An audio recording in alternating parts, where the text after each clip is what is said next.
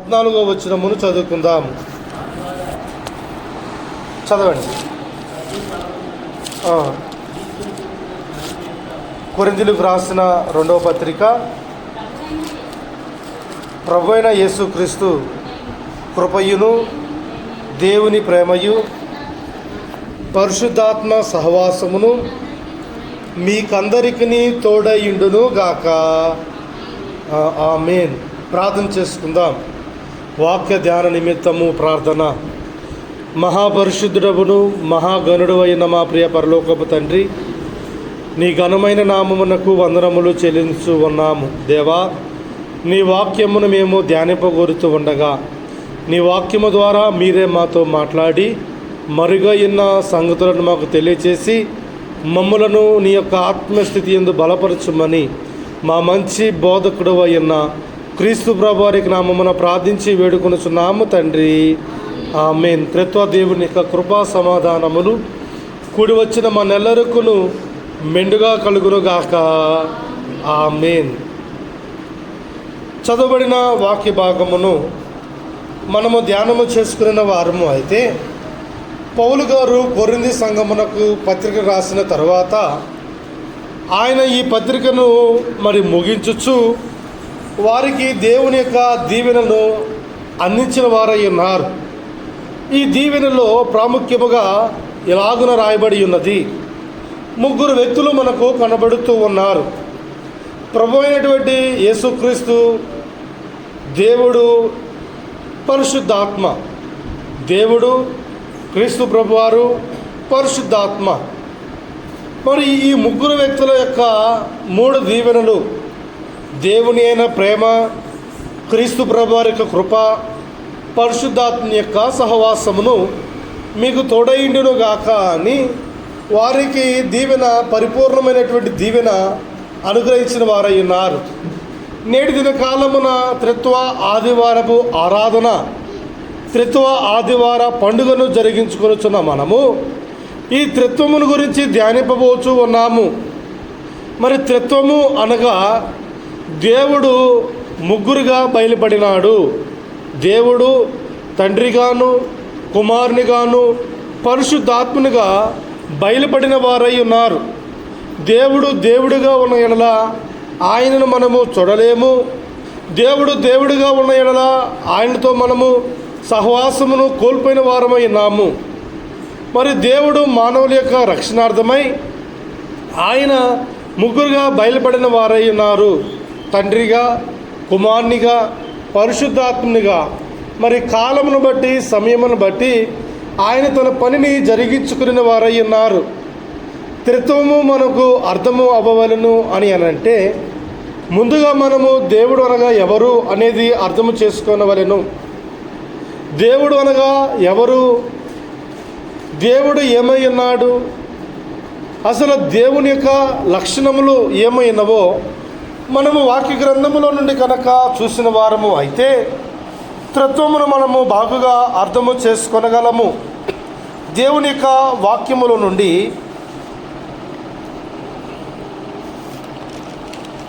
ఇర్మియా గ్రంథము 23వ అధ్యాయము 24వ వచనమును మనము ధ్యానము చేద్దాము.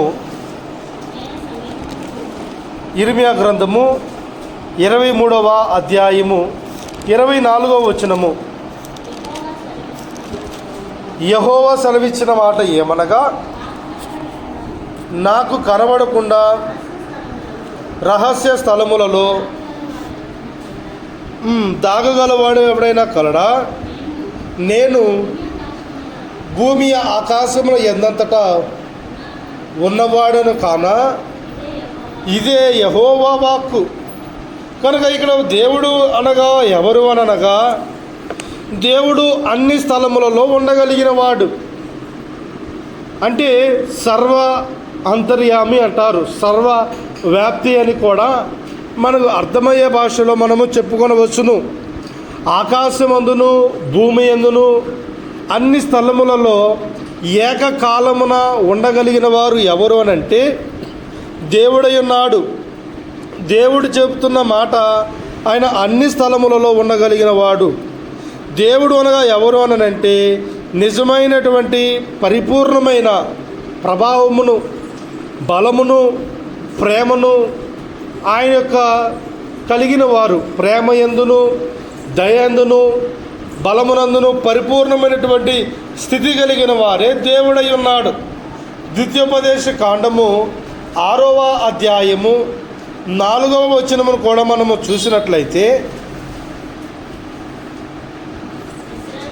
ఇశ్రాయేలు వినుము, మన దేవుడైన యెహోవా అద్వితీయుడగు యెహోవా. చాలండి. కనుక ఆయన ఎవరై ఉన్నారు అని అంటే అద్వితీయుడైనటువంటి దేవుడై ఉన్నాడు. దేవుడనగా అద్వితీయుడై ఉండవలెను, దేవుడనగా సర్వవ్యాప్తి అయి ఉండవలెను, దేవుడనగా పరిపూర్ణమైనటువంటి ప్రేమను, పరిపూర్ణమైనటువంటి దయను, పరిపూర్ణమైనటువంటి బలమును కలిగి ఉండవలసిన వారై ఉండవలెను. అపోస్తల కార్యములు 17వ అధ్యాయము 28వ వచనమును కూడా ఒకసారి ధ్యానము చేసినట్లయితే,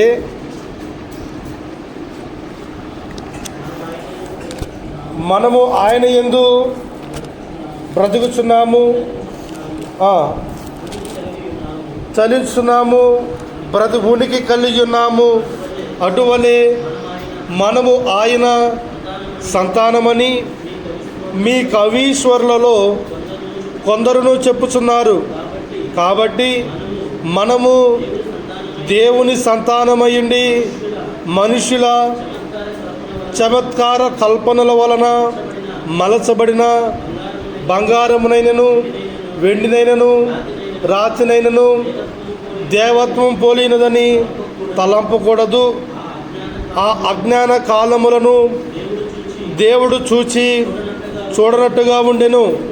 ఇప్పుడైతే అంతటను అందరూ మారు మనసు పొందవలని మనుషులకు ఆజ్ఞాపించుచున్నాడు. చాలండి. కనుక మనము ఆయన యందు బ్రతుకుచు ఉన్నాము, ఆయన యందు మనము చలించుచు ఉన్నాము, దేవుని యొక్క ఉనికిని మనము కలిగి ఉన్నవారమై ఉన్నాము. మరి ప్రభువు చెబుతూ ఎలాగనన్నారు, ఏమని అనగా, ఆ దినములలో దేవుడు ఆ దినాలను ఎలాగ పోల్చారంటే అజ్ఞాన కాలముతో పోల్చిన వారైనారు.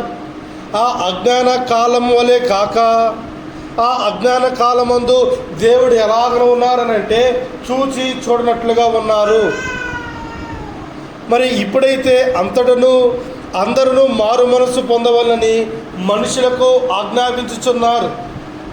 ఈ కాలమును ఆ కాలమును, ఈ కాలమనగా ఏ కాలమైనది, ఆ కాలమనగా ఆ అజ్ఞాన కాలం అని ఎప్పటి వరకు అనగా దేవుడు మరి ఆది కాండము 3వ అధ్యాయములో మానవులైన వారు పాపము చేసినటువంటి కాలము నుండి ఆయన తండ్రిగా కుమారునిగా తనను తాను ప్రత్యక్షపరుచుకొనుచు మరి పరిశుద్ధాత్మునిగా మనుషులపైన ఆయన తన ఆత్మను కుమ్మరించి సంఘమును స్థాపింపచేసినటువంటి కాలం వరకు ఆయన ఏ కాలముగా దానిని వర్ణించారు అనగా అజ్ఞాన కాలముగా వర్ణించిన వారై ఉన్నారు. ఈ అజ్ఞాన కాలములో దేవుడంటే తెలిసియు తెలియకయు, ప్రభు అంటే ఎరగకయు, తెలిసి కూడా పట్టించుకొనకుండా ఉండినటువంటి కాలము. కనుక ఆ కాలములో ఉన్న వారిని చూడనట్లుగా దేవుడు మరి జీవించిన వారైనారు, చూడనట్లుగా వారిని వదిలివేశారు. కానీ ఇప్పుడైతే దేవుడు అందరి యొక్క మనసులను, అందరి యొక్క జీవితములను మరి ఆయన క్షుణ్ణముగా పరిశీలన చేయుచున్నటువంటి దేవుడై ఉన్నారు. కనుక ఆయన యొక్క లక్షణం ఏమిటనంటే ఇప్పుడు అందరూ కూడా మారు మనసు పొంది రక్షణ పొందవలెను. ఇప్పుడు అందరూ కూడా ఏం చేయాలండి? మారు మనసు పొంది రక్షణ పొందవలెను. ఇదే అనుకూల సమయము, నేడే రక్షణ దినము అని పౌలు గారు తెలియజేసినటువంటి రీతిగా ఈ కాలమే అనుకూలమైనటువంటి కాలము. మరి ఈ కాలములో ప్రభు చూసేటువంటి మార్గం ఏమిటంటే, ఏమిటంటే వీరు రక్షణ పొంది ఉన్నారా లేదా, అందరిని కూడా మారు మనసు పొందాలి అని మనుషులకు ఆజ్ఞాపించుతున్నారు. ఎందుకు ఆయన అంతటి కఠినముగా ఒక నిర్ణయం తీసుకున్నారు? ఎందుకు ప్రభువు ఖచ్చితముగా అందరూ కూడా మారు మనసు పొందవాలని తెలియజేస్తున్నారు అనగా, యేసుక్రీస్తు ప్రభునకు ముందు బాప్తిస్మం ఇచ్చి యోహాను గారు ఆయన బోధించినటువంటి బోధ ఏమిటంటే, పరలోక రాజ్యము సమీపించున్నది కనుక మారు మనసు పొందుడి అని చెప్పి మత్తయి సువార్త 3వ అధ్యాయం ప్రారంభములో ఆయన యోహాను గారు బోధించినటువంటి బోధన మనము చూడగలము. మరి మానవుల యొక్క ఉపయోగార్థమై తండ్రి ఈ లోకమును ప్రేమించి తన అద్వితీయ కుమారుని ఈ లోకానికి పంపించి మనందరి నిమిత్తమై మన పాపములను తన పైన వేసుకొని శిలువ మ్రాను పైన మరణము చెందినటువంటి క్రీస్తు ప్రభువారు ఆయన పునరుద్ధానుడై తిరిగి మరలా లేచి ఈ లోకమునకు కావలసినటువంటి ఒక ఆధారమును కలగజేశాను. ఏం కలగజేశానండి? ఆధారము కలగజేశాను. ఎవరికైనా దేని ఎందైనా ఒక నమ్మిక అనేది పుట్టించబడును అని అంటే ఏం కావాలి? ఏం కావాలి? సాక్ష్యములు కావాలి, రుజువులు కావాలి, ఆధారములు కావాలి. కనుక యేసుక్రీస్తు ప్రభువారే నిజమైనటువంటి రక్షకుడు, ఆయన యందు మరి మారు మనసు పొందవలను అని చెప్పి ఒక బలమైనటువంటి ఆధారమును ఈ లోకమునకు విడిచిపెట్టిన వారై ఉన్నారు. ఏమిటి ఆ ఆధారము అనగా, ప్రభువు మృతులలో నుండి పునరుద్ధానుడై తిరిగి లేచుట.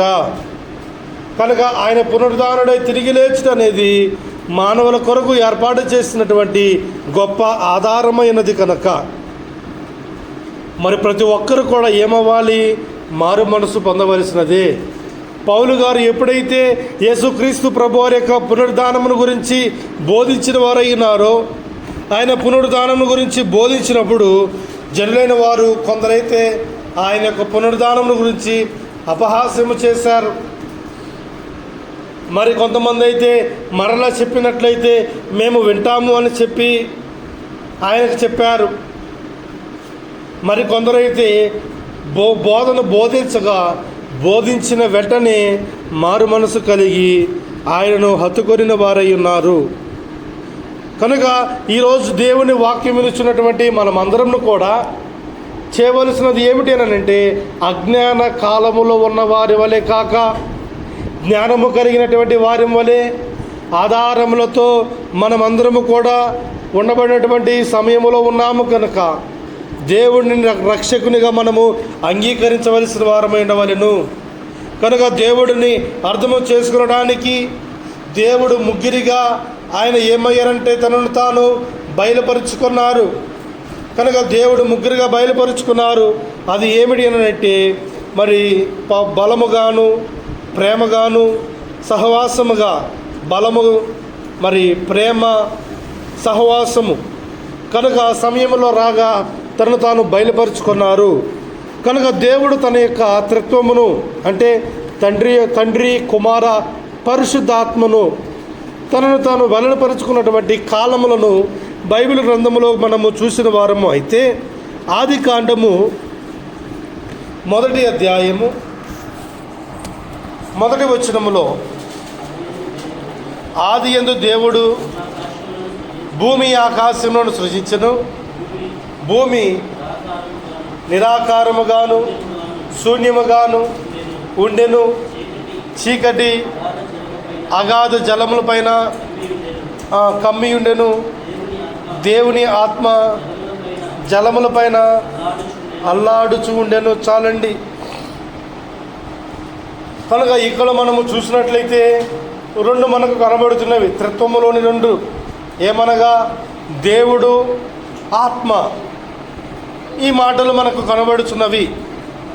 యోహాను సువార్త 1వ అధ్యాయము 1వ వచనమును మనము ధ్యానం చేస్తే, ఆదియందు వాక్యముండెను, వాక్యము దేవుని యొద్ద ఉండెను, వాక్యము దేవుడైండెను.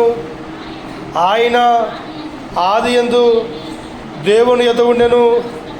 సమస్తమును ఆయన మూలముగా కలిగెను. సమస్తమును కూడా ఆయన మూలముగా ఏమైనది? కలిగెను. కనుక ఈ వాక్యమును చదివితే వాక్యం అనగా అర్థం ఏమిటనంటే దేవుని మాటలు వ్రాత రూపములో ఉండుటను వాక్యం అంటారు. దేవుని యొక్క మాటలు వ్రాత రూపములో ఉండుట ఏమైనది? వాక్యమైనది. కనుక వ్రాత రూపములో ఉన్నటువంటి ఆయన మాటలను ఏమన్నారు? వాక్యమన్నారు. దేవుని మాటలు అనగా వాక్కు. కనుక ఈ మాటలు మనము ఇలాగను కూడా చదువుకునవచ్చు. ఆది యందు వాక్కు ఉండెను. మా వాక్యమునకు బదులు ఏమి చెప్పుకోవచ్చు? వాక్కు. ఆది యందు వాక్కు ఉండెను, వాక్కు దేవుని యొద్ద ఉండెను, ఆ వాక్కు ఏమైనను? దేవుడై ఉండెను. కలిగి ఉన్నదేదియు ఆయన లేకుండా కలగలేదు. కనుక ఆది యందు ఏమున్నది? దేవుని యొద్ద వాక్కు ఉండెను. వాక్కు అంటే మాట. ఇప్పుడు మనము ఆది కాండములోనికి వచ్చి వేద్దాము. ఆది కాండము 1వ అధ్యాయంలో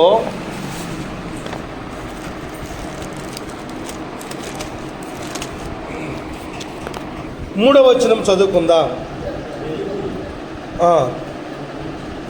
దేవుడు వెలుగు కమ్మని పలుకగా వెలుగు కలిగెను. చాలండి.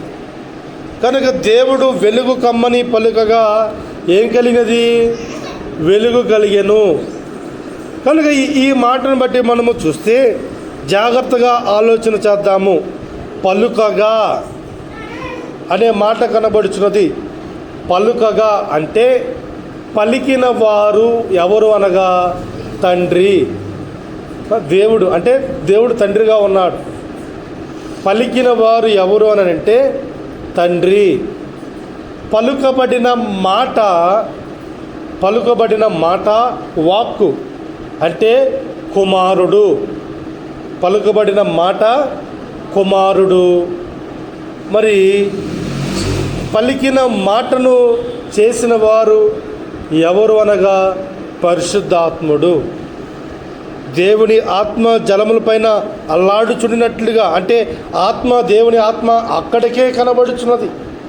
పలికినవాడు తండ్రి, పలుకబడిన మాట కుమారుడు. ఆ మాటకు నెరవేర్పు చేసిన వారు ఎవరనంటే పరిశుద్ధాత్ముడు. కనుక ఆది కాండములోనే మనం ఎవరు చూడగలుగుతున్నాము? త్రిత్వమును చూడగలుగుతున్నాము. దేవుని యొక్క త్రిత్వమును, తండ్రిని, కుమారుణ్ణి, పరిశుద్ధాత్మను మనము చూడగలుగుతూ ఉన్నాము. ఈ త్రిత్వమును మనం ఇంకా బాగుగా అర్థము చేసుకోవాలి అంటే యెషయా గ్రంథము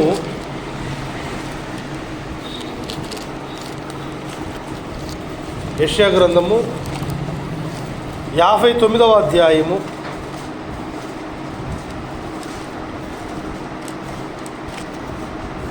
2వ వచనము. మీ పాపములు ఆయన ముఖమును మీకు మరుగుపరచెను. చాలండి. మన పాపములు ఆయన ముఖమును ఏం చేసినవి? మరుగు చేసెను. ఆది కాండంలోనికి వచ్చి వేద్దాం.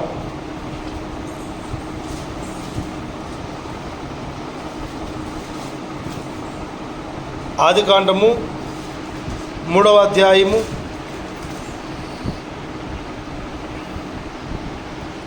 8వ వచనము.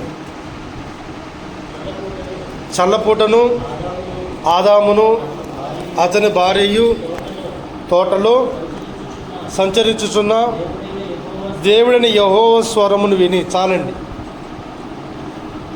కనుక ఆదాము అవ్వలు పాపములో పడక మునుపు వరకును కూడా దేవుడు ఏదైనా తోటలో నిత్యమును ఆదాము అవ్వలతో సహవాసము చేసేవారు. ఆదాము అవ్వలతో ఏం చేసేవారండి? సహవాసము. దేవునితో ఆదాము అవ్వలు సహవాసము కలిగి ఉన్నారు. ఆజ్ఞ అతిక్రమమే పాపమైతే పాపం వల్ల వచ్చు జీతము మరణము. దేవుడు చేయవద్దన్న పనిని, తినవద్దన్న పండును ఆదాము అవ్వలు తిన్నారు. కనుక ఆదాము అవ్వల చేత ఈ తినవద్దన్న పండును తినిపించినది ఎవరండి? తినవద్దన్న పండును తినిపించింది ఎవరు? సాతాను, అపవాది. కనుక ఈ అపవాది తినవద్దన్న పండును మరి మానవులైనటువంటి ఆదామవ్వలను ప్రేరేపించి, చూడండి, పాపము ఎవరు చేశారు? ఆదామవ్వలే చేశారు. పాపములో పడేలాగా వీరిని ప్రేరేపించినది ఎవరు అంటే సాతానే. కనుక సాతానుడు మానవుల చేత పాపము చేయించడు, కానీ పాపము చేసేలాగా ప్రేరేపణ కలిగింపజేస్తాడు. కనుక ఈ ప్రేరేపణను బట్టి పాపములో పడిపోయారు. ఇప్పుడు పాపములో పడిపోగా ఆదామవ్వలకు మరణం వస్తే, ఆదామవ్వలను ఈ భూమిపైన లేకుండా చేస్తే సాతాను ఏమంటాడు? సాతాను ఏమంటాడు ప్రభుతో? నీవు చేసినటువంటి ఈ నరులను, ఏ సృష్టిని ఎవరి కొరకైతే చేసావో వారిని నేను లేకుండా నీ చేతనే వారికి మరణమును కలిగింపచేశాను, చూసావా అని చెప్పి సాతానుడు ఏం చేయగలడు? సాతాను ఏం చేయగలడు? ప్రభువుని అపహాస్యము చేయగలడు. కనుక దేవుడు ఎప్పుడైతే వీరు పాపము చేశారో ఆయన కనుదృష్టి దుష్టత్వమును చూడలేనటువంటి నిష్కలాంకమైనది కనుక ఇక వెంటనే దేవుడు ఒక వాగ్దానం ఇచ్చారు. ఆదికాండము 3వ అధ్యాయము 15వ వచనమును మనము చూస్తే, నీకును స్త్రీకిని, నీ సంతానమునకును ఆమె సంతానమునకును వైరము కలగజేసేదను. చాలండి. కనుక నీ సంతానము అనగా సాతాను సంతానము, స్త్రీ సంతానము అనగా అవమ సంతానము. కనుక సాతానికి మనుషులకు ఏం కలుగజేశారు? ఇప్పుడు వైరము కలగజేశారు. కనుక మనుషుల చేత సాతానును ఓడించాలి అని మరి ఆది కాండములోనే దేవుని యొక్క ప్రణాళిక అయినది.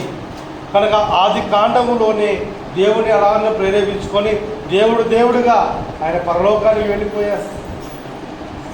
కనుక ఆయన కనుదృష్టి మనం పాపం చేయడాన్ని బట్టి మన పాపములు ఏం చేసను? ఆయన ముఖమును మరుగు చేసిన కనుక ఇక దేవుడు లేకపోతే, దేవుడి యొక్క మరి మార్గము లేకపోతే, దేవుడి మాటలు వారికి వినిపించకపోతే, దేవుని స్వరము వింటేనే వీరు పాపము చేశారు.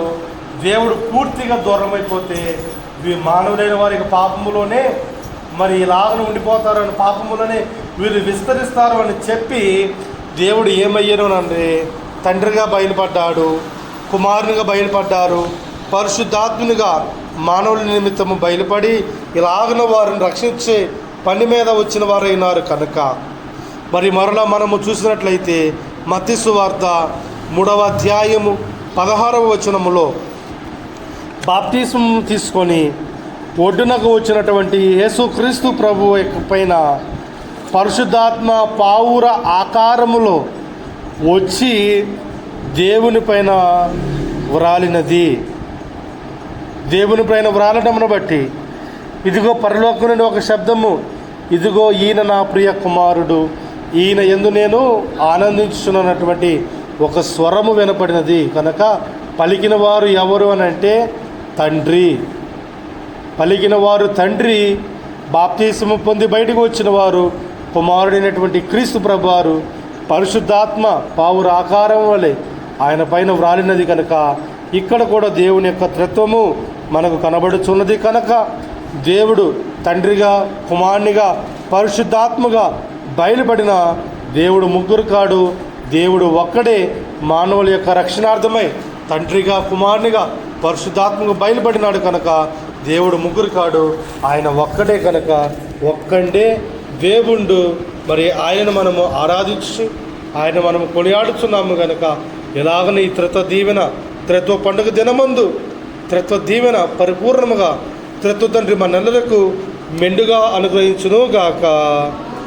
ఆమేన్. మహాపరిశుద్ధుడ గనుడైన మా తండ్రి, వినన ఈ వాక్యమును సాతాను పక్షెత్తికి పోక మా హృదయమైన తొలగల భద్రపరుచుకొని వాక్యానుసారం ప్రవక్తన, వాక్యానుసారం జీవితము మేమందరము కలిగిన కృప దయచేయమని క్రీస్తు ప్రభువారి నామమున ప్రార్థించి వేడుకొనుచున్నాము తండ్రి. ఆమేన్.